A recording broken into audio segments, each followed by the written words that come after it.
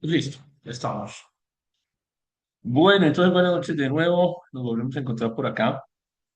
Vamos a hacer un ejercicio hoy para quien tenga a la mano lápiz y papel. Les voy a pedir por favor que tengan a la mano un lápiz y papel.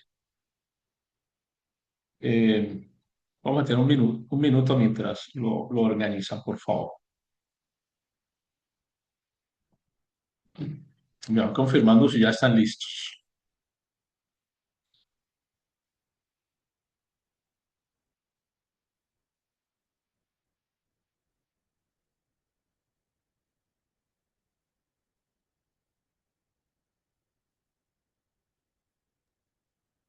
Puede ser hoja rayada, no importa. No, no, no, no importa. Solamente cualquier pedacito de papel y algo con que escribir, porque quiero que escribamos un Listo, par de listo. frases. Hay otra persona que ya esté listo.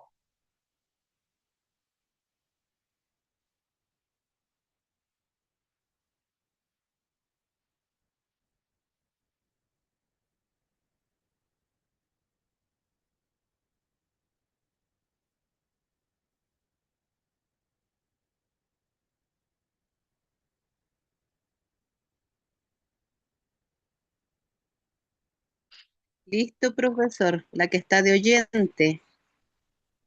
Listo, Elizabeth. Entonces ya con dos funcionamos y si mientras tanto hay otra persona que pueda ir organizando, magnífico. Les voy a pedir por favor que revisen la imagen que están viendo y les voy a pedir que escriban un párrafo corto, un solo párrafo corto que describa la imagen. Es todo. Un párrafo muy corto que describa la imagen.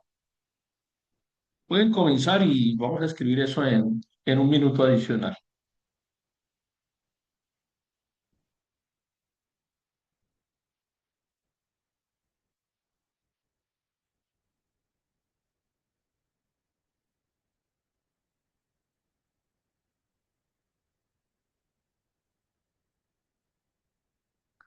Hola, Hansel, ¿cómo estás?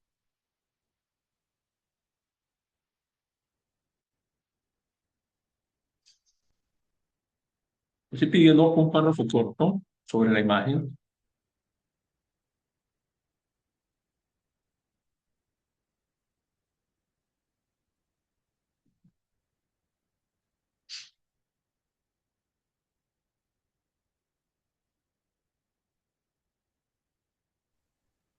que ya lo Es tenga, que por a mí, favor, lo comparte, lo lee.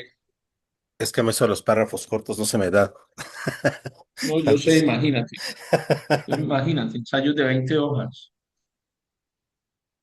que se te va a dar un párrafo 70, corto. 70, 70, 70. imagínate el ensayo. Oye, tenemos que revisar ese ensayo que ahí sale un libro.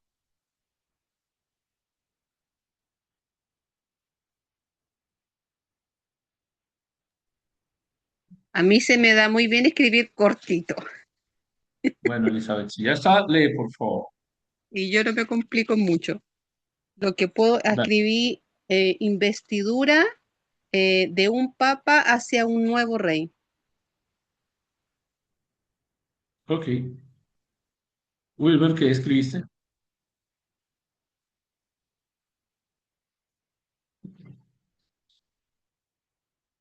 Bueno, profe, ya usted sabe que yo tampoco soy de los que escribo poco. Entonces, No, sí, claro. básicamente puso que el Papa corona al monarca en una catedral mientras la realeza y líderes de la iglesia presencian el acto.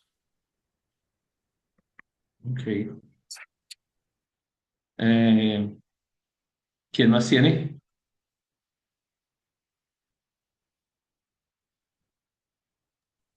No, bueno, yo llevaba muy poquito porque apenas estaba empezando, pero alcancé a escribir, es la coronación de un personaje distinguido, la risa.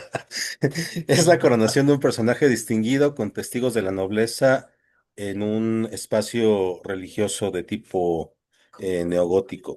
Apenas estaba en eso, me vengo conectando. Ok, suficiente, suficiente. Muy bien. Si una persona que no ha leído, que no ha visto la imagen,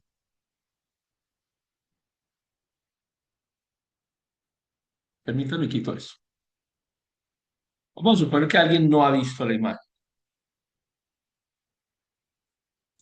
Si le leemos cualquiera de los tres párrafos que acabamos de escuchar, esa persona entendería, tendría la capacidad de hacerse una idea de qué se trata la imagen. ¿Creen que alcanzaría a hacerse una idea? Pues muy general, sí, pero no, la precisión sí sería bastante deficiente. Sí, falta bastante Sí, sí. detalle, Sí, pero, parcialmente se puede entender la situación, pero posiblemente no se podría crear la imagen. ok, no tenemos la imagen en este instante. Elizabeth, ¿puedes por favor volver a leer? Em, Investidura de un papa hacia un nuevo rey. Ok, denos, Wilber, por favor. El Papa corona al monarca en una catedral mientras realeza y líderes de la iglesia presencian el acto. Es descriptivo. Creo que nos hacemos una idea con esos dos textos. Hansel, de nuevo, por favor. Híjole, ya se las debo porque ya cerré el Word. No lo Ok, guardé. ok. Bueno, bien. Vamos con esta imagen, por favor. Mismo ejercicio.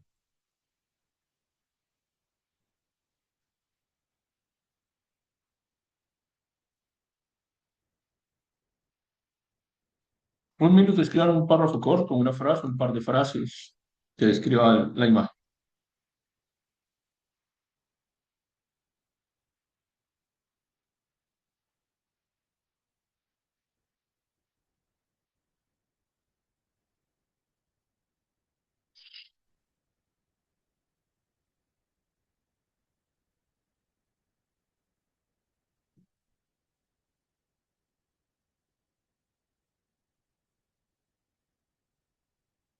Vamos en el mismo orden, Elizabeth, cuéntanos.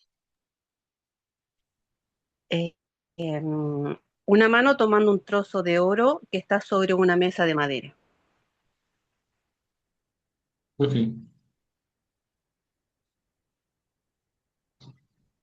Wilber. ¿Qué problema, profe? Usted sabe que yo siempre voy más allá en la historia. Un Ajá. investigador aprecia el oro encontrado en una vieja mina. Yo siempre construyo una historia alrededor, perdón. Ok.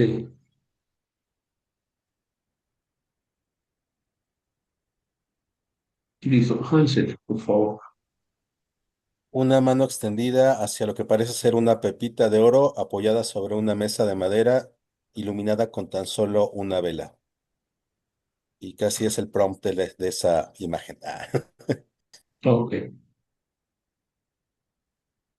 Listo. Muy bien.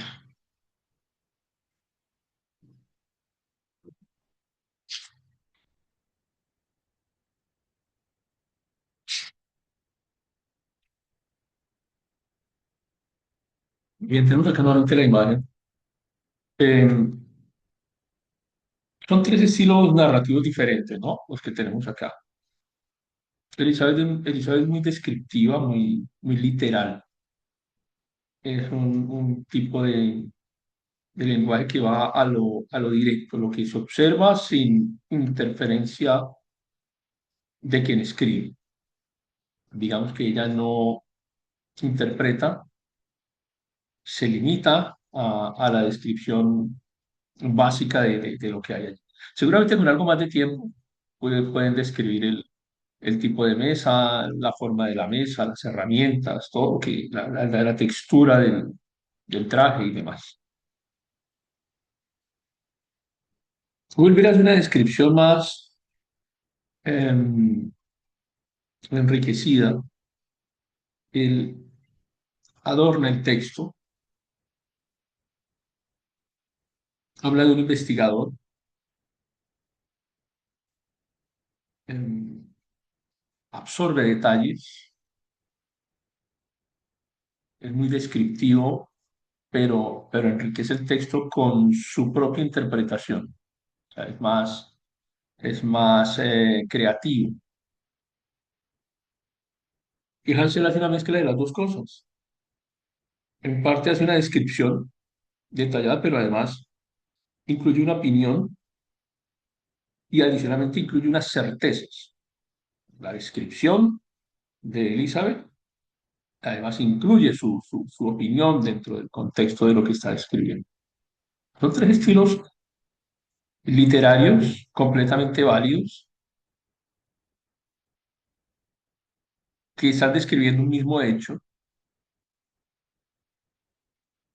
Y este ejercicio que les invité a hacer tiene como objetivo justamente eso. Me parece muy interesante porque apenas tenemos una muestra de tres participantes, pero están casi que descritos tres modelos literarios. Un modelo muy científico, el de Hansel, un modelo muy científico que incluye se da cierta libertad creativa. Un modelo observacional completamente como el de Elizabeth y un modelo muy literario, muy creativo como el de Wilber.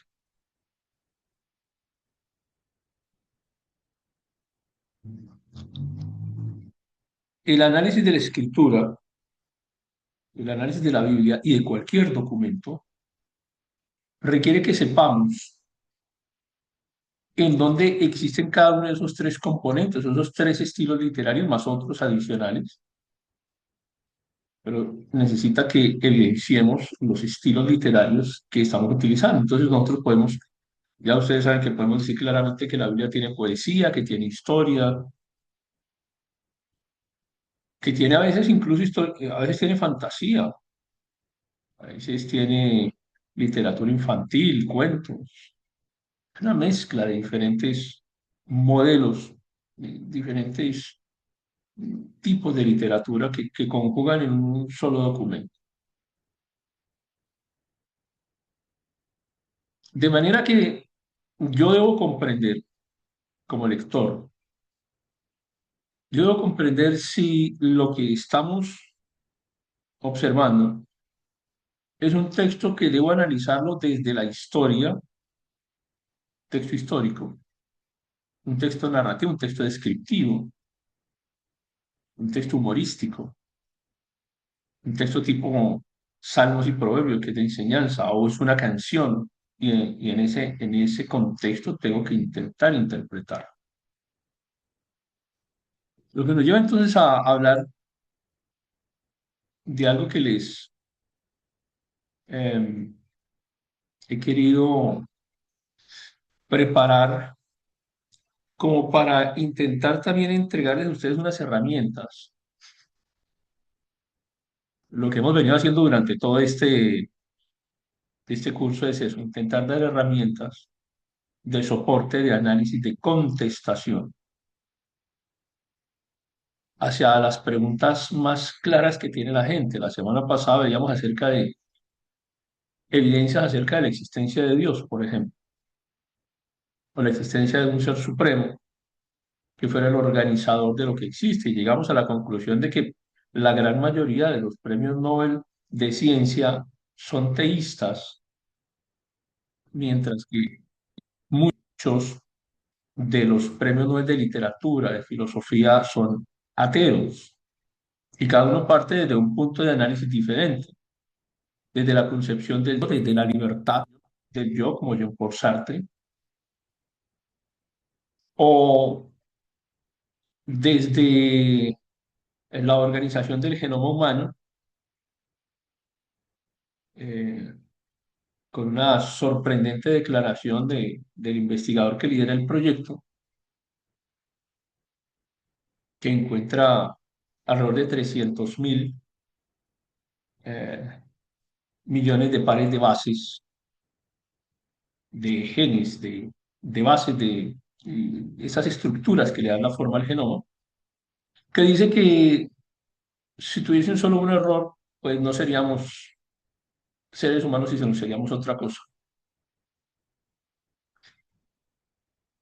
Y llega a la conclusión, después de ser ateo, dice, es imposible que esto haya sido hecho de manera eh, aleatoria, resultado del caos, el resultado del accidente. La ciencia siempre nos lleva a Dios. No es posible hoy en día entender que la ciencia nos separa de Dios o que hay una dicotomía entre la ciencia y la teología. La ciencia explica el porqué y la teología nos explica, nos da la razón de su origen. La ciencia nos explica el qué de las cosas, mientras que la teología nos dice el para qué de las cosas, pero se complementan absolutamente. De manera que son los teóricos los que se alejan de Dios, pero también es interesante cuando uno estudia a los grandes teóricos del ateísmo, hablando de aquello en lo que creen, y es sorprendente porque quienes están en la ciencia creen a partir de la observación, no necesitan fe porque tienen evidencia. La ciencia tiene evidencia. Te muestra la idea de alguien que generó lo que existe. Decimos teístas porque no todos son cristianos, sino que creen en la existencia de alguien que organizó, diseñó, creó, un arquitecto, como Albert Einstein, por ejemplo, quien hablaba de un Dios que no era el Dios del catolicismo. ¿En cuál Dios no creía Einstein? No creía en el Dios del catolicismo, pero creía en que existía alguien, a quien él llamaba Dios, o un organizador.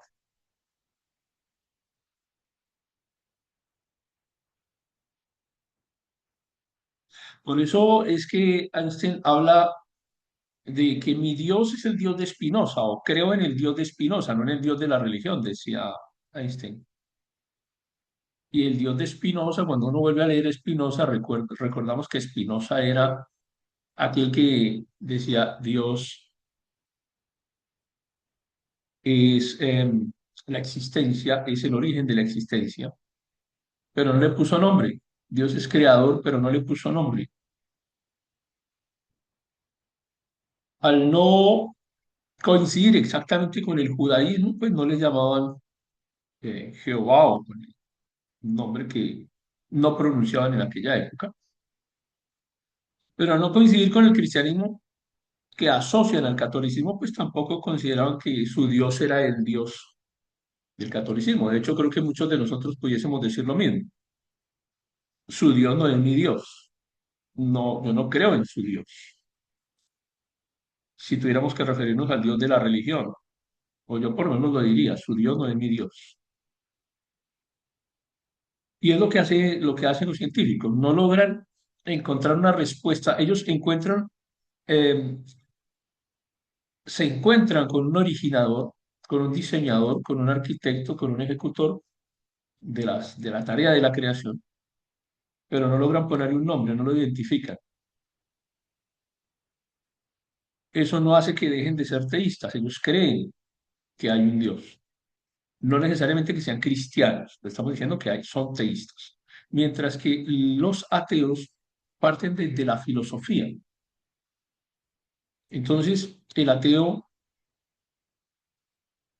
cree que Dios no existe. Es decir, parte de una creencia. El ateo cree. Mientras que el científico parte de la evidencia, el ateo cree. El ateo parte de la fe. Por eso le es más difícil al ateo, porque tiene que estar validando su fe, mientras que la ciencia lo único que hace es validar la evidencia. Al ateo le queda muy difícil porque tiene que mantener o sostener su fe. Es que finalmente el ateo sí cree, pero cree que Dios no existe. no logran demostrarlo, pero lo creen. Ellos quieren creerlo además, quieren creer que es así. Entonces, ya hemos visto cómo desde la ciencia se puede demostrar la existencia de Dios. Yo no creo que ninguno de ustedes quienes ha estado siguiendo estas últimas semanas las clases, los textos, tenga alguna duda sobre acerca de cómo a través de la ciencia puede demostrarse la existencia de Dios, o no creo que ninguno de ustedes en estos momentos pueda pensar que la ciencia ataca al teísmo o a la existencia de Dios. No cabe en mente sino de alguien que no ah, tiene el conocimiento, pero ustedes lo tienen. Uno puede, es decir, si alguien hoy en día le dice a ustedes, yo no creo que Dios existe porque la ciencia no lo demuestra, lo que está diciendo es que él no sabe, que está es hablando de su propia ignorancia.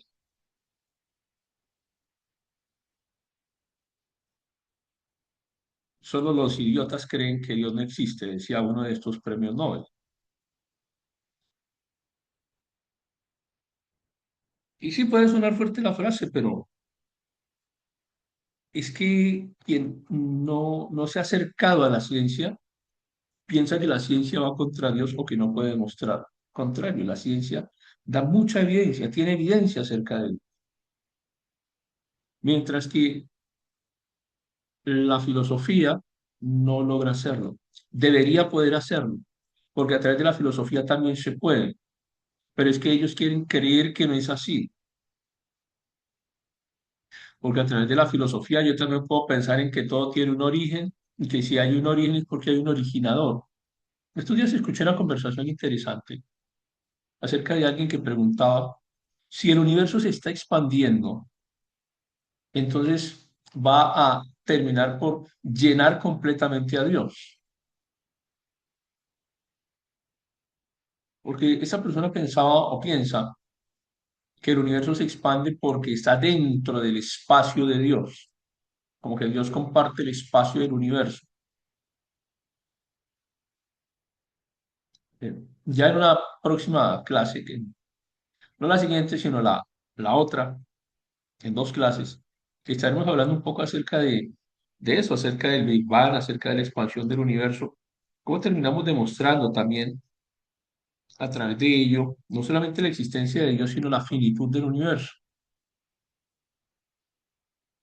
Pero pretender que Dios esté dentro del tiempo, el espacio y la materia, pues es algo que también se puede analizar desde la filosofía y ni siquiera desde la ciencia. Un creador no puede estar inmerso dentro de su creación porque no sería creador. Un creador no puede tener límite por límite de su creación porque entonces no sería Dios, tendría limitación.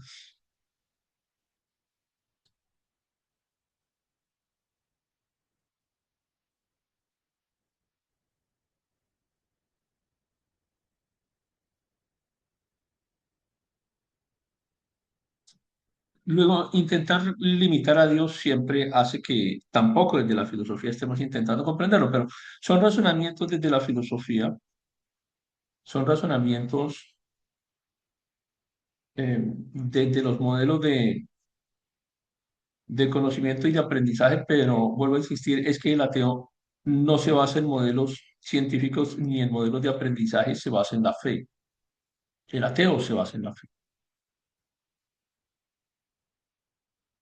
Entonces hoy vamos a tratar de hablar también de evidencias acerca, ya vimos acerca de la evidencia de cómo el universo demuestra la existencia de Dios, de cómo a través de la filosofía se pudiese demostrar la existencia de Dios y de cómo se requiere que el ateo tenga fe, una fe mucho más grande que incluso la que tienen muchos cristianos para poder creer que Dios no existe. Pero vamos a hablar acerca de la escritura también, acerca de la Biblia y de las controversias que hay acerca de los documentos bíblicos.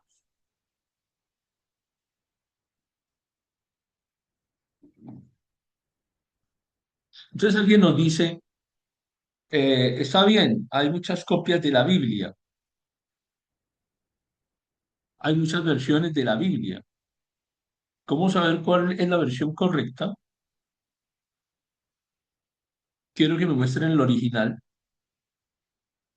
Es algo que compartíamos en alguna vez, pero como hay personas nuevas, quiero hacer una especie de introducción a este tema. ¿Cómo saber que el documento que nosotros tenemos y que consideramos que es la Biblia, am, es la misma que utilizó Jesús o es o es el mismo documento que utilizó, por ejemplo, Moisés o quienes utilizaban los, los escritos antiguos, el Pentateuco, la historia, los profetas, la sabiduría de aquella época? Entonces nos piden como evidencia que exhibamos el original del libro más vendido del mundo. La Biblia es el libro más vendido del mundo, es el libro que tiene mayor cantidad de traducciones en toda la historia de la humanidad.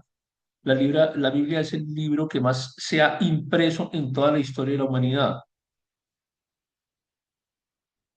La Biblia es el libro más influyente en toda la historia de la humanidad. No hay otro documento, no hay otro libro que tenga el nivel de influencia que tiene la Biblia. No existe.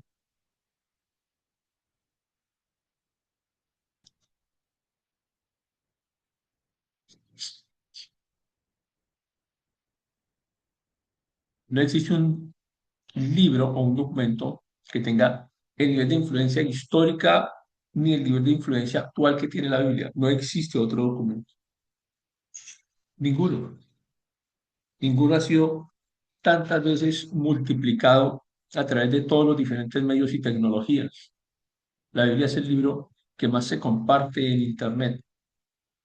La Biblia es el libro que tiene más versiones electrónicas. No hay un documento electrónico hoy en día en el mundo que tenga más versiones de traducción y que haya sido compartido más veces que la Biblia, pero no tenemos el original. No existe el original. Entonces nos dicen, si ves, ahí tienes, no tienes el original. Pero si nos ponemos a profundizar un poco, pues, y la gente, supongamos, eh, los teóricos y que les gusta tanto la filosofía y otros tipos de análisis a partir de la historia, pues, si van a citar a Sócrates, pues podemos preguntarles también en dónde están los originales de Sócrates, o que nos muestren los originales de Aristóteles, en dónde están, en cuál museo, que nos muestren en dónde están los escritos de Platón, los originales, los escritos de Julio César, los escritos originales que describan la guerra de las Galias, por ejemplo. Porque no tenemos no tenemos el original de la Biblia, pero tampoco tenemos el original de ningún documento histórico de la época grecorromana y anteriores. No existen. Ningún documento original no existe, ni de la Biblia ni de ningún otro documento de ese tipo, porque los documentos que nos han llegado hasta nuestra época han sido objeto de copia.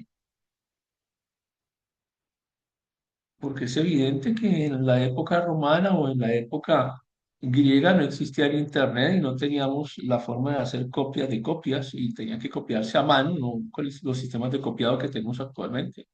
Entonces, se hacían copias sucesivas de los documentos, así como ha llegado hasta nosotros la Biblia, pues también ha llegado hasta nosotros otro tipo de documentos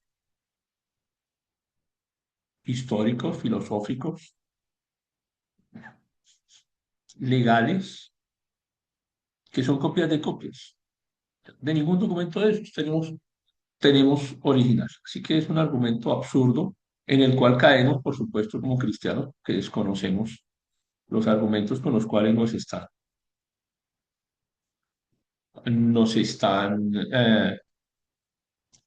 argumentando. Ahora, le están preguntando, le están atacando. Ahora, los documentos originales, pues han sido copiados, ¿no? Y los documentos tienen expansión, que hace que un texto se expanda a otras culturas o a otras lenguas. Porque si encontramos textos del Nuevo Testamento, por ejemplo, en hebreo, en arameo, en griego, ¿cierto? El griego, que era el griego koiné, que era el griego am, comercial de la época, como el inglés comercial de hoy en día, ¿no? No el inglés británico, el inglés norteamericano, y no cualquier inglés norteamericano, es inglés práctico, comercial, que utiliza la gente en la vida diaria y que no es tan formal. Es que la escritura fue hecha en ese tipo de lenguaje, la escritura no fue hecha en lenguaje científico ni como texto de investigación, la Biblia fue hecha en un lenguaje popular, como que nos sentamos tú y yo a hablar en una esquina con nuestro propio lenguaje y no estamos, cuando tú y yo nos sentamos a hablar, mientras nos tomamos un café, no estamos utilizando palabras raras ni palabras técnicas, nos sentamos a hablar como un par de amigos que se sientan a compartir sobre cualquier tema y utilizan un lenguaje similar que estamos usando ahora, no estamos usando palabras extrañas. Es el tipo de lenguaje en el que se creó, en el que se escribió la Biblia.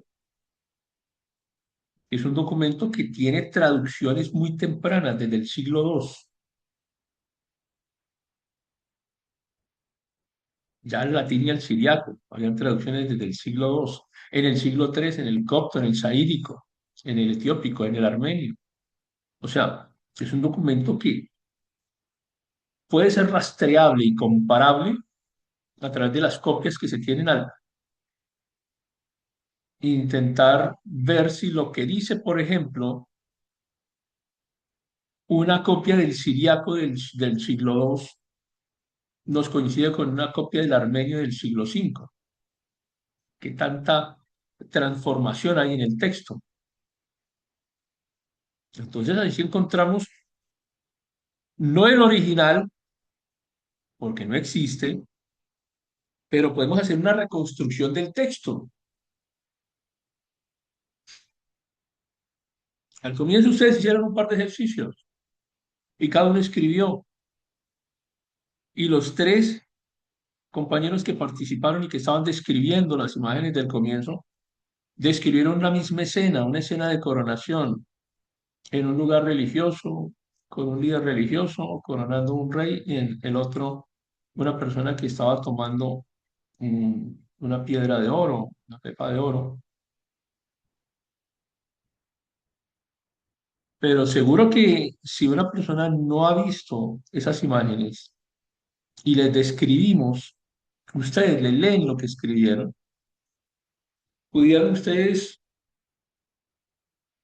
hacerse una idea, de pronto no exacta, pero una idea general de los hechos. Porque hay descripciones que no necesitan tener tanto nivel de precisión. En el principio creó Dios los cielos y la tierra. ¿Qué tanto nivel de precisión tiene? Ninguno. Ese versículo no te da ningún nivel de precisión. Solo te da un dato. Y es un dato de tipo histórico. Pero no te da una elaboración. Ese solo versículo aislado no te da una elaboración detallada de cómo fue que se hizo ese proceso de creación. Más adelante el Génesis hará una descripción que tampoco es tan detallada como quisiéramos.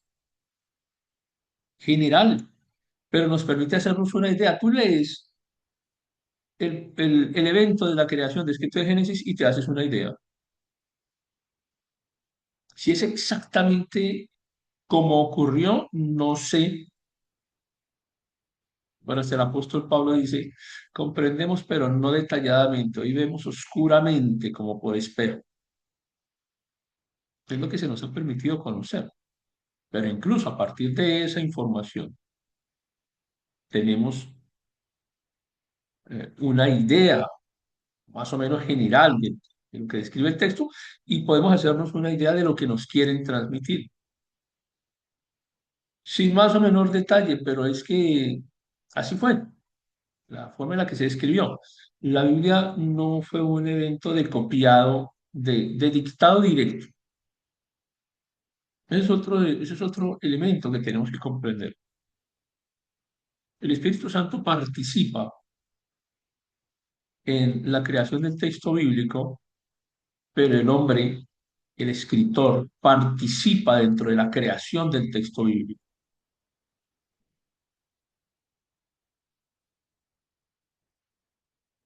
Ustedes tenían una idea.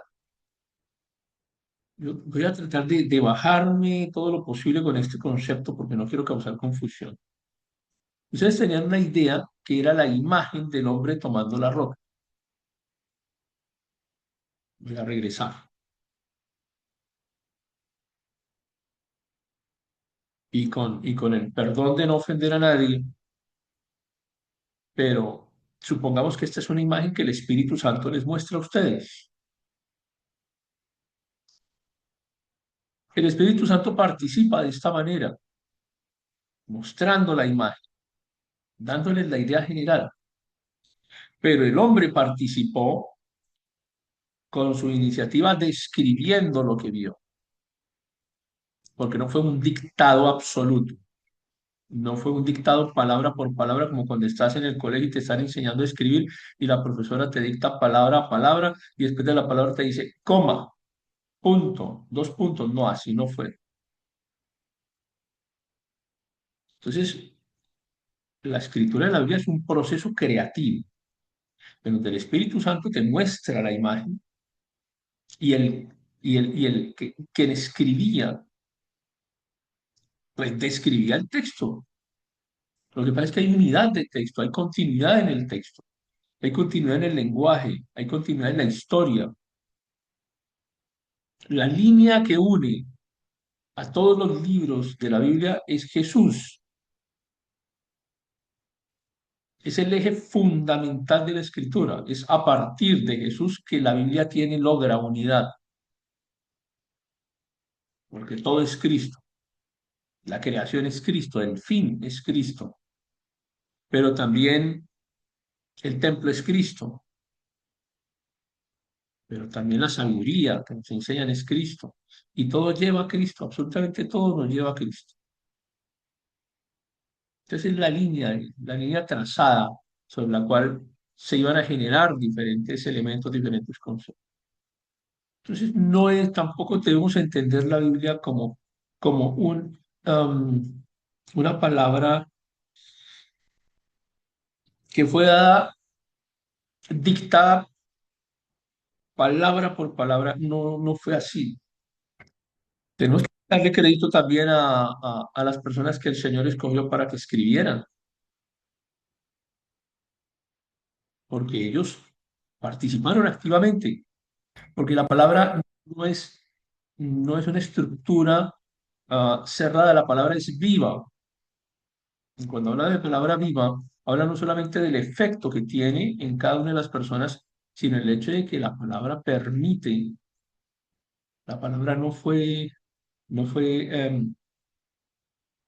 allá en una roca que no se pudiese, em, en la que no se pudiese sentir la emoción del escritor.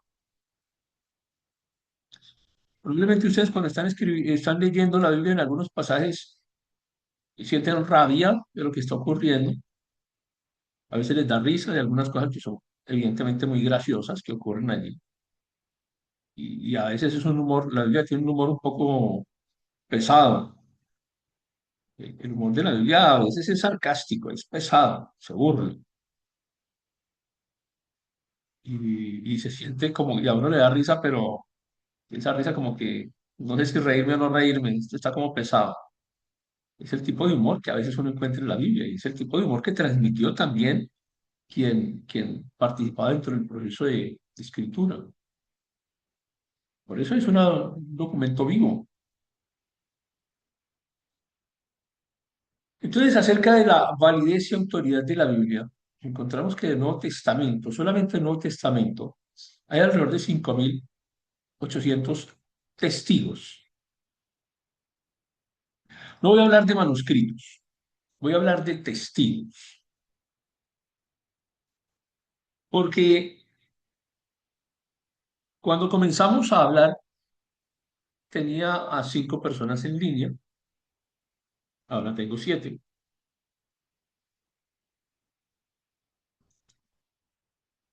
Cuando comenzamos a hablar de las 5 personas que estaban en línea, 3 fueron testigos. O sea, todos fueron testigos, pero 2 no quedaron con testimonio. 3 sí quedaron con testimonio. ¿Qué me demuestra en este momento que ustedes vieron esa imagen? ¿Hay una evidencia científica que podamos utilizar para que ustedes demuestren que vieron esa imagen? Pues no es posible que sea una evidencia científica, porque la evidencia científica reproduce un evento en condiciones controladas. Lo que sí podemos encontrar son evidencias historiográficas. Este video, por ejemplo, cuando lo publiquemos, será una evidencia historiográfica. Pero también están los escritos de cada uno. Supongamos que ustedes esa hoja que escribieron la guardan. Si no la guardan, pues evidentemente no queda evidencia.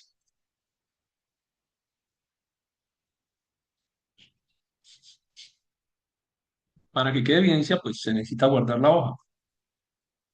Y dentro de 5 años nos volvemos a encontrar y decimos, hey, ¿te acuerdas una vez que vimos una imagen y que tú escribiste? Ese escrito existe, sí, aquí está. Ok, está la evidencia escrita. O sea, cada escrito, cada hoja de esas es un testigo. No estamos hablando de la persona como tal, porque dentro de miles de años no conoceremos a la persona, pero conoceremos que hay un escrito y ese escrito es un testigo. Por eso cuando hablamos de manuscritos griegos decimos tenemos 5.800 testigos conocidos hasta ahora. Pueden haber más, seguramente hay más. Es decir, 5.800 copias del Nuevo Testamento escritos en griego. En latín hay alrededor de 10.000 copias y en otras lenguas hay otra cantidad. Entonces alguien podrá poner en duda la cantidad de testigos y alguien dirá, pero pues, me parece poco que tengamos tan pocas evidencias acerca, y la gente lo dice, ¿no? Es increíble, la gente lo dice.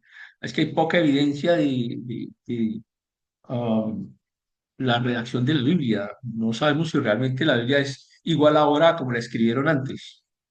Otra vez volvemos al mismo concepto. A la gente habla desde su ignorancia. Como cuando hablábamos de no hay evidencia científica acerca de la existencia de Dios, pues hablan desde su ignorancia, porque si la hay.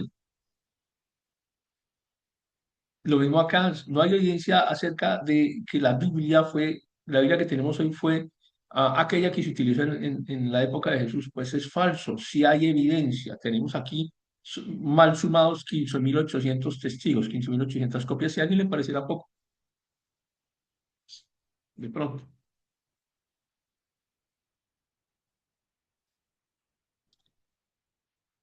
El otro aspecto a tener en cuenta es la antigüedad de ese testigo. ¿Qué tan cerca estuvo el testigo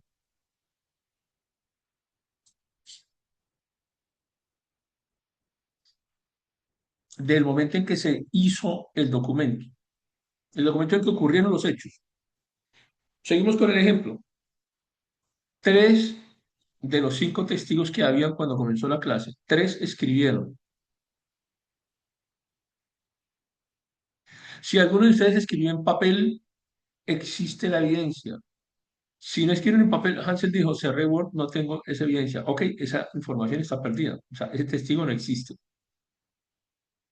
Significa que de la primera imagen nos quedan 2 testigos, si es que lo escribieron en papel.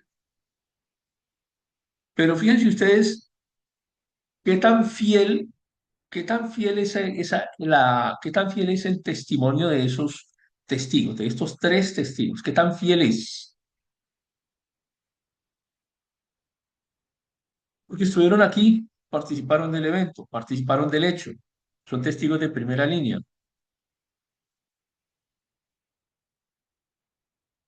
son testigos cercanos al evento. Supongamos que ustedes 3, o alguno de quienes están acá, le cuentan la historia a otra persona y alguno trata de reconstruir lo que escucharon que dijo Elizabeth. Yo recuerdo que ella más o menos dijo lo siguiente: es una reconstrucción tardía que probablemente tiene errores, excepto que tengamos el documento de Elizabeth y lo reproduzcamos textualmente y comencemos a copiarlo. Si lo copiamos ahora mismo, y digamos dentro de los primeros 50, 60 años, todavía estamos hablando de que los testigos están vivos. Probablemente dentro de 40 años, 50 años, algunos de ustedes estén vivos y puedan dar testimonio y puedan decir, sí, ese documento y lo que ocurrió ahí es tal como lo estamos viendo. Así estaba escrito el documento. Pero dentro de 200 años, de pronto ninguno de nosotros está. Entonces queda el documento y dentro de 200 años, quien lea el documento tendrá que creer en lo que se escribe en el documento como escrito por un testigo. Pero ¿de quién es más fiel el argumento o de quién es más fiel la prueba? ¿De un testigo que hizo una copia dentro de 200 años o la copia que acaban ustedes de escribir ahora mismo? Evidentemente es más fiel lo que ustedes acaban de escribir porque salió como salió. Si lo escribieron con errores o sin errores o como haya salido, acaba de salir así y eso no nos interesa, no es lo que nos importa ahora. Nos importa es que el documento surgió en este instante y que es testigo de primera línea. Y luego ese documento que hizo Elizabeth comienzan a copiarlo una y otra persona, hasta que dentro de 200 años el documento alguien lo lee, pero lo acaban de copiar dentro de 200 años. No lo van a escribir en el año actual, sino lo van a escribir dentro de 200 años, no en el 2026, sino que alguien hace una copia en el 2226. Entonces, a uno le queda duda si esa copia realmente coincide con la original. La única manera de hacerlo, de saber si coincide con la original, es compararlo. Lo comparamos con copias que alguien hizo en el 2126, con copias que alguien hizo en el 2076, y sabemos que el documento coincide, todas esas copias coinciden, que lo que contienen es lo mismo que dicen todos, y entonces tenemos certeza de reconstrucción del documento original, porque el documento original que escribieron ustedes dentro de 200 años, ese papel ya se dañó y no existe, pero quedan las copias.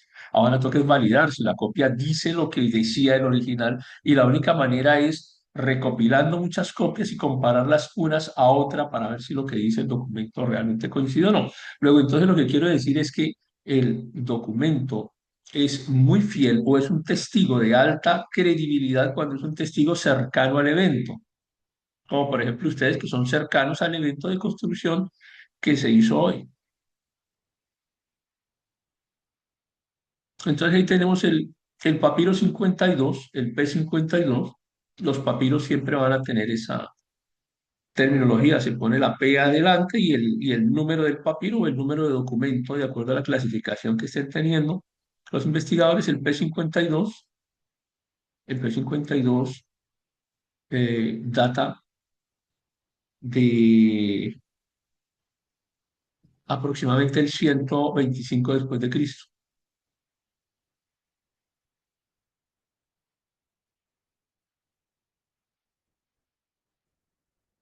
Es decir, que después de la muerte de Jesús, este documento fue escrito alrededor de 70, 65 a 70 años después. Entre 65 y 70 años. Probablemente algunos autores de aquella época o algunos testigos físicos estarían vivos en ese momento. Pero si ustedes miran, este papiro contiene es parte del Evangelio de Juan. Y Juan no escribió en el año 30. Se cree que Juan escribió alrededor del año 80, mínimo en el año 80, año 90. Si este documento fue escrito entre el 80 y 90, significa que este documento fue escrito apenas 35 años después de la redacción original de Juan. Apenas 35 años después. Es decir, que es muy reciente, el documento es prácticamente contemporáneo.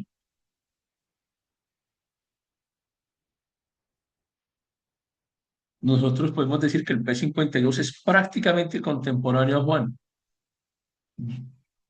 Casi que podemos decir que la persona que hizo la copia del P-52 pudo haber conocido a Juan, perfectamente, o haber conocido a los apóstoles o personas muy cercanas a él. El documento es muy, muy cercano a él, muy cercano a Jesús y muy cercano a la iglesia. Y eso le da validez al documento. No es un documento que haya sido hecho 100 años después, 200 años después, porque pierde cierta validez y decimos es que se escribió, esta copia es de 200 años después de que murió Juan. Sí, ese ser, lo que pasa es que se valida revisando las copias. ¿Coinciden las copias? Sí coinciden, entonces el documento tiene validez. Es una forma de identificar en terminología forense si el documento realmente tiene una trazabilidad como evidencia, como prueba.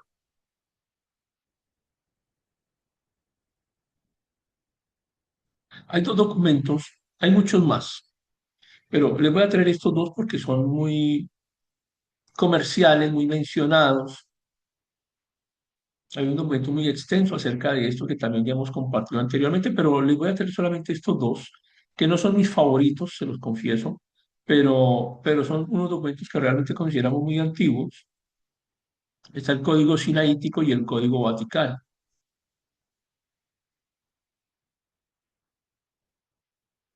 Adicionalmente tenemos otros papiros, otros documentos, como los papiros de Bodmer, el P-66 y el P-75.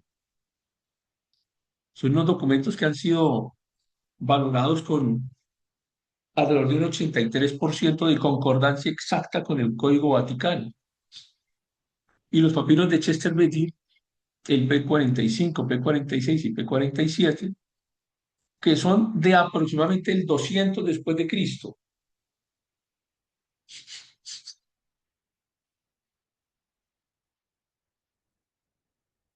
Si son del 200 después de Cristo, son papiros realmente recientes también. Supongamos que Juan, estos documentos hayan sido escritos alrededor del 90, 80, 90. Apenas llevan 120 años de diferencia con respecto al momento en que ocurrieron los hechos o en el momento en que los autores escribieron el original. Entonces son muy cercanos, realmente, por eso tienen validez, porque son antiguos. Pero siempre hemos dicho, no, no es el único argumento, porque entonces caeríamos en una falacia, en la falacia de antigüedad, al pensar que porque son antiguos, eso les da validez completa. ¿Es antiguo? Ok, es antiguo. Pero de en adelante hay que validarlo con respecto a las otras copias, a ver qué dice, si coinciden los textos, si el contenido del código sinaítico coincide con el código vaticano, o con los papiros de Bodmer, o con los papiros de Chester Beatty, o con los tantos otros. ¿Cuáles tantos otros? 5.800 documentos griegos, alrededor de 10.000 documentos latinos y otros miles que están en otras lenguas. Si coinciden o no coinciden. Pues, nos llama la atención estos, porque son muchísimas evidencias, o sea, son muchísimas evidencias, muchísimos testigos, muchos de los cuales están muy cerca del momento en que ocurren los hechos. Pero alguien podrá pensar que no son argumentos suficientes para creer en la existencia de Jesús, que no son argumentos suficientes para creer en la existencia del cristianismo como iglesia en el primer siglo, que no son argumentos suficientes como para creer ah, en la existencia de los apóstoles. También puede alguien suponer que no, los apóstoles no existieron y que es un invento de la literatura, de la novela. Sin embargo, estas personas que son muy intelectuales y que ponen en duda regularmente la evidencia historiográfica que estamos teniendo acá, validan sin ningún problema, validan sin ninguna dificultad la existencia de otros documentos antiguos y de otros personajes de la antigüedad,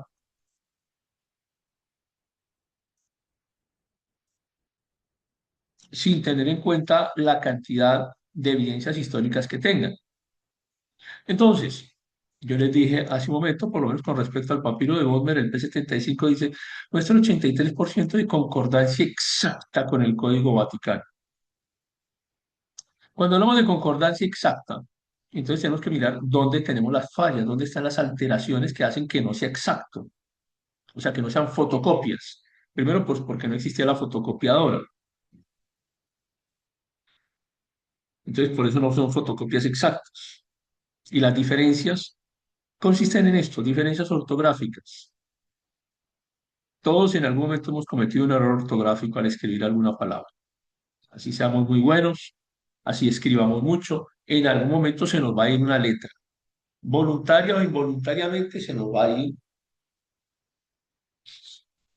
un signo de puntuación donde no va, o un signo de puntuación de más. Diferencias ortográficas. La mayoría de las diferencias entre los diferentes papiros están aquí justamente, las diferencias ortográficas.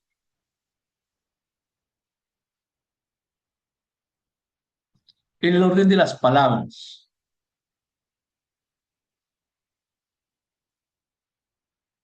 También cambiamos el orden de las palabras en omisiones de letras o de palabras, en repeticiones de letras o de palabras. Y ahí tienen ustedes la mayoría de ese gran cuerpo de alteraciones entre unas y otras copias no tienen más que ver con eso, no van más allá de eso. Nadie puede demostrar que las copias no coinciden en los ejes fundamentales del cristianismo ni en los ejes fundamentales del mensaje bíblico. Nadie puede decirlo, o sea, nadie coherentemente puede decirlo. Lo puede decir un ignorante, pero no lo puede decir alguien que haya estudiado el tema. Nadie coherentemente va a decir que hay tantas diferencias entre unas y otras copias como para que el texto, el mensaje del texto sea invalidado. Nadie serio puede decir eso.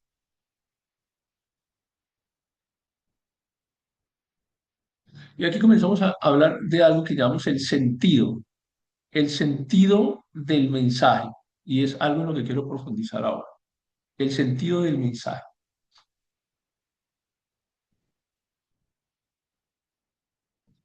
Hay algunos textos que entran en controversia.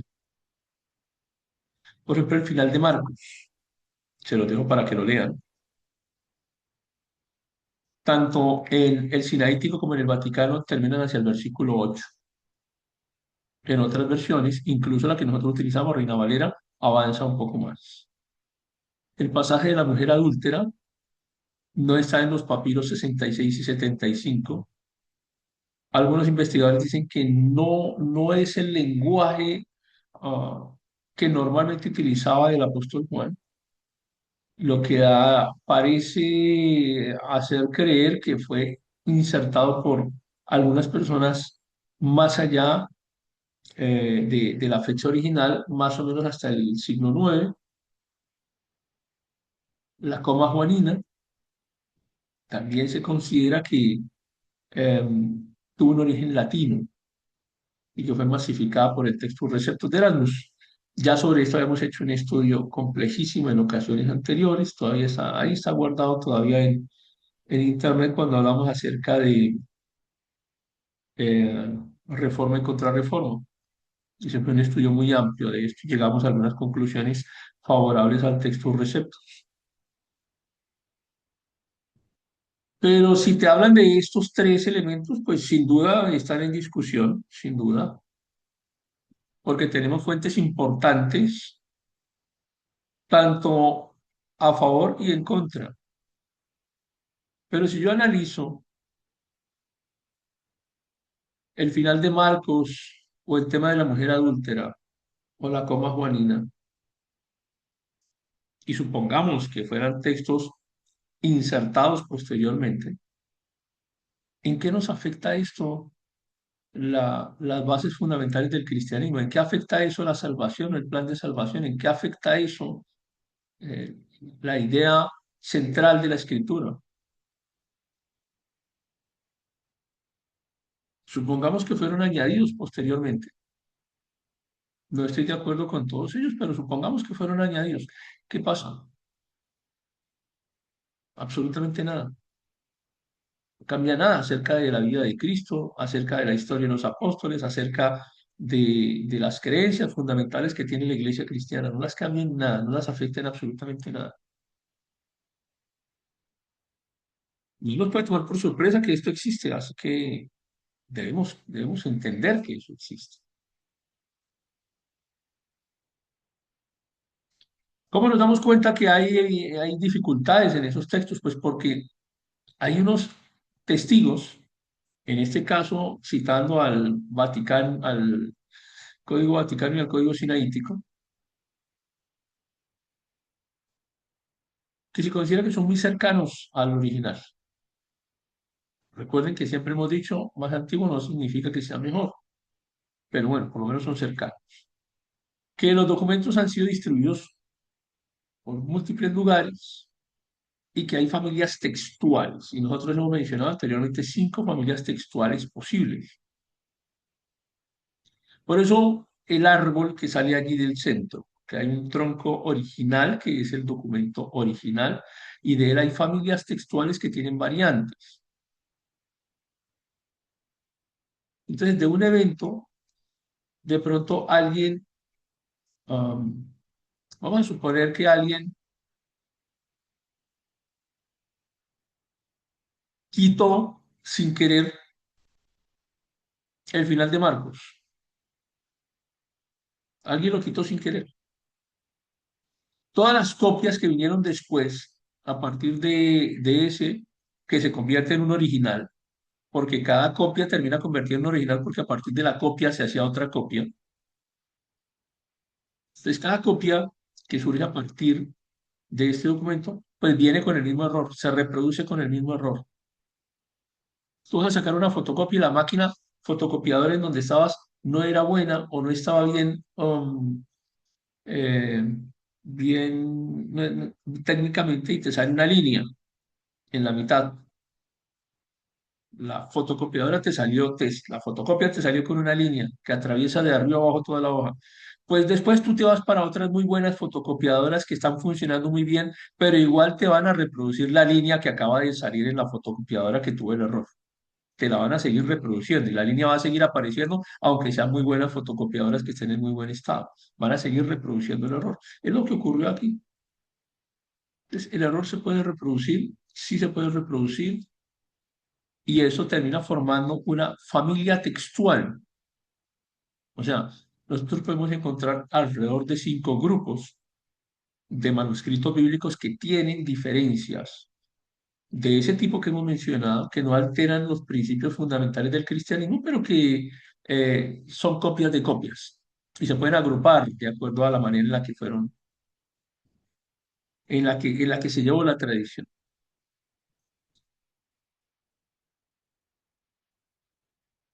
Entonces nos venimos aquí al español y nos encontramos la Biblia del Oso en 1569, la de Casiodoro de Reina. Luego aparece en 1602 la versión de Cipriano de Valera, que es una revisión de la Biblia de Casiodoro de Reina. Y ahí encontramos evoluciones lingüísticas que no pueden ser consideradas como fallos en traducción, sino evoluciones lingüísticas. Una cosa es un fallo en donde aparece o se quita un texto. Otra cosa son diferencias ortográficas, haplográficas, ditográficas, o en el orden de las palabras, en la sintaxis. No estamos hablando de eso, estamos hablando de esto que es intencional y que tiene como intención actualizar el lenguaje y llevarlo hasta la persona que lo está leyendo en la actualidad. Entonces, hay 2 ejemplos ahí entre la Valera 1909 y la Valera 1960 para no tocar la de 1569, porque para nosotros que hablamos español, si comenzamos a leer la versión de 1569 es inentendible, no la entenderíamos realmente. Parece que estuviera escrito en otro idioma realmente. Dice la versión de 1909, no os congojéis por el día de mañana. Aunque la expresión no os afanéis por el día de mañana nos es más cercana, porque todavía utilizamos el verbo afanar, no utilizamos tan frecuentemente el verbo congojar. De pronto acongojar pudiera ser que lo escucha uno ocasionalmente, pero no es una palabra tan frecuente realmente. Yo no veo a alguno de ustedes diciéndole a otro, no os congojéis por el día de mañana. O sea, que no estuviera leyendo, sino que se lo diga a otra persona. Hey, ¿qué te pasa? ¿Estás bien? ¿Estás hablando así? Se sentiría raro ese lenguaje. Entonces, es una evolución lingüística. Pero miren que el contenido es el mismo. Ahí no ha cambiado el mensaje. Palabras como caridad, amor, de difícil traducción. Amor y caridad para nosotros hoy en día son cosas diferentes, pero para una cosa es caridad. Hoy en día, 2026, la palabra caridad significa algo totalmente diferente a amor. Pero para esa época, en 1909, caridad significaba exactamente lo mismo, amor. Pero si hoy utilizamos esa palabra, no se va a entender. O usted diciéndole a su novio o a su novia, "Ay, es que a su esposa, a su esposo, y yo tengo mucha caridad por ti". Se escucha rarísimo eso. Ey, ¿qué te pasa? Al día siguiente le tiene listo el divorcio. Se escucharía rarísimo. Yo vi ayer en el centro comercial con un joven, le dicen a la muchacha,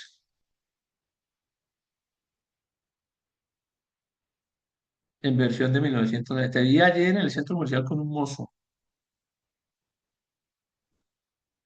En español eso puede ser interpretado de otra manera también. O sea, tendría definitivamente otro, cambia totalmente el concepto, pero en aquella época significaban lo mismo. Entonces es necesario evolucionar el lenguaje y traerlo hasta nuestro lenguaje actual. Entonces, esos no son errores, son simplemente evolución lingüística. Pero además quiero hablarles hoy de algo que no hemos conversado antes, que se llama equivalencia dinámica. Y hay gente que tiene problema con esto. De verdad que hay gente que arma problema con esto. Les traigo este ejemplo, Isaías 1:18. Si fueran rojos como el carmesí, los haría blancos como la nieve. Hablando de blanco absoluto. Blancos como la nieve. Resulta que en el África subsahariana no existe la nieve. Y hay gente que jamás ha visto la nieve y no entiende a qué se refieren con eso. Entonces se les dijo, la traducción de ellos en el África subsahariana, la traducción de su lenguaje, no dice blancos como la nieve, dice blancos como el interior de un coco. Pero es que no si lo conocen ellos. Ahí sí entienden. Entonces la gente que está allá en el África subsahariana dice, claro, ya entiendo, es algo absolutamente blanco. No hay nada más blanco que eso aquí en África. Pero saben que en el Amazonas se le dice blanco como la raíz fresca de la yuca,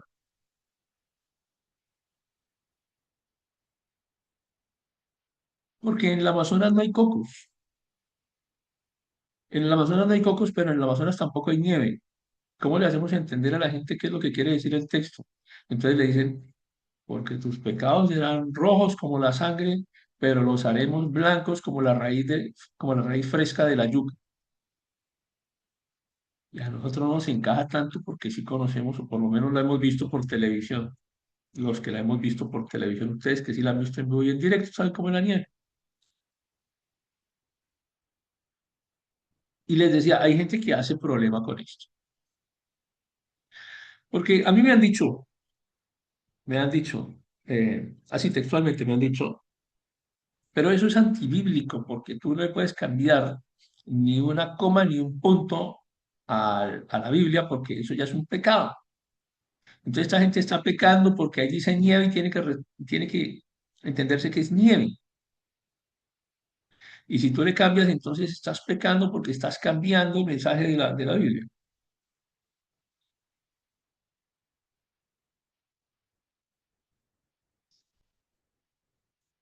Marjorie.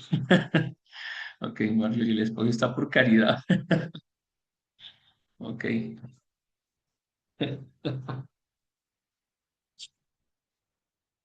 Yo no quise preguntar en vivo porque no No, sé qué respuesta vaya a tener.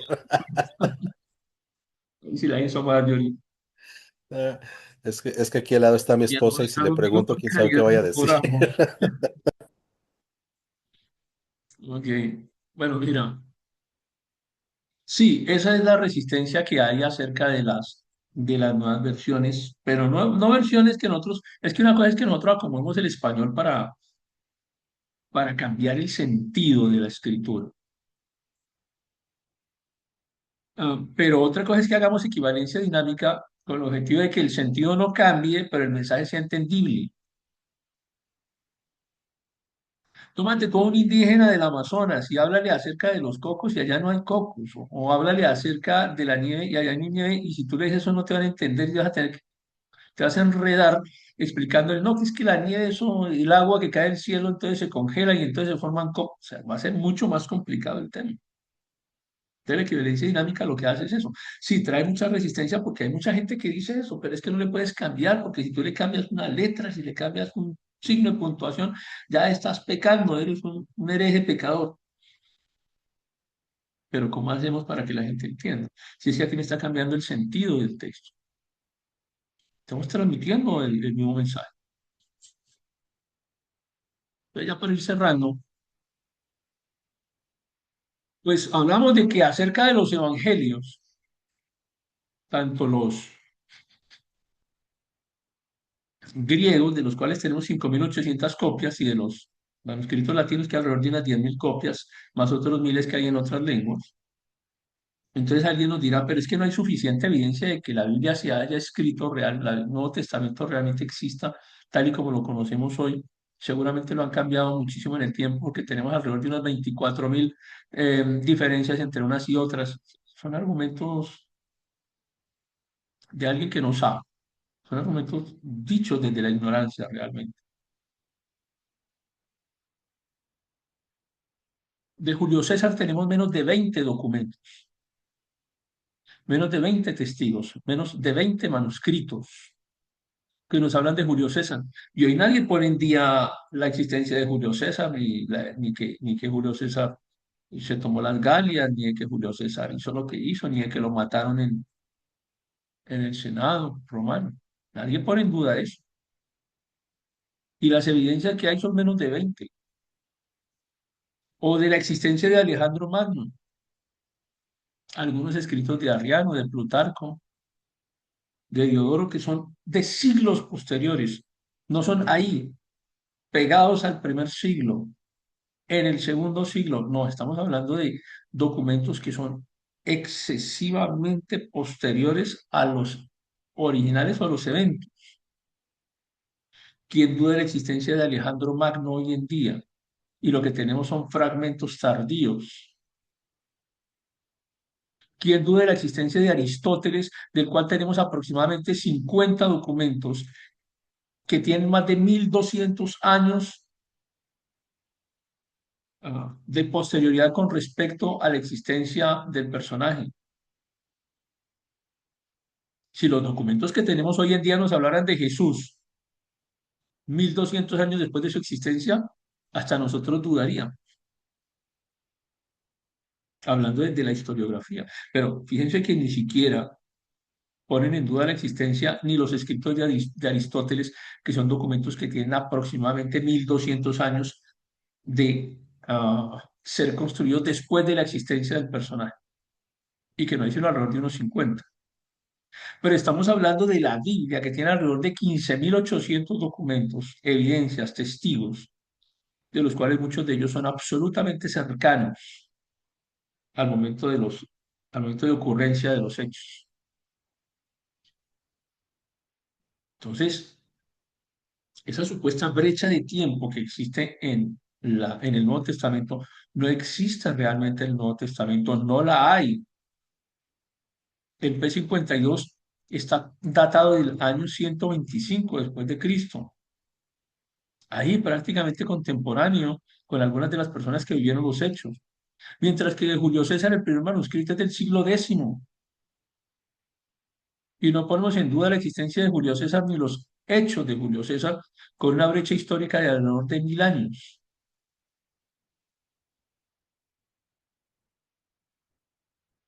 Incluso las copias completas más antiguas del Nuevo Testamento, completas, están muchos siglos más cerca de los hechos que cualquier documento que exista sobre la existencia y sobre los hechos de Julio César. Completa, ni siquiera fragmentos, completa. O sea, un Nuevo Testamento completo. No es posible dudar ni de la forma en la que se escribió la Biblia, ni de la tradición histórica de la Biblia.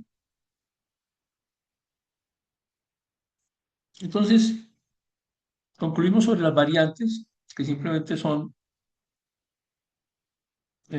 formas de redacción en las que la gente participó, que no atentan contra la escritura realmente. Los fundamentos no son atacados por las variantes, y nadie pone hoy en duda, ningún historiador serio pone hoy en duda ni la existencia de Jesús, ni la existencia de Cristo, ni la antigüedad del texto bíblico. Quien diga lo contrario es un completo ignorante, no conoce nada de estas cosas, está hablando desde su ignorancia, así como al comienzo hablamos acerca de la ignorancia de quienes desconocen las evidencias de, del diseño de la creación. Hablan de su ignorancia y piensan que la ciencia está en contra de la existencia de un originador o de un creador. Es normal que existan variantes. Lo extraño sería que no existieran variantes. Nos haría sospechar que no existieran variantes. Existen variantes porque existen personas humanas que cometen errores y que hacen copias de las copias. Pero también hay una gran cantidad de testigos que permiten comparar unas evidencias con otras evidencias y poder determinar si el contenido coincide o no coincide. La Biblia es el documento histórico que tiene más evidencia en toda la historia de la humanidad. No hay otro documento que tenga tanta evidencia histórica.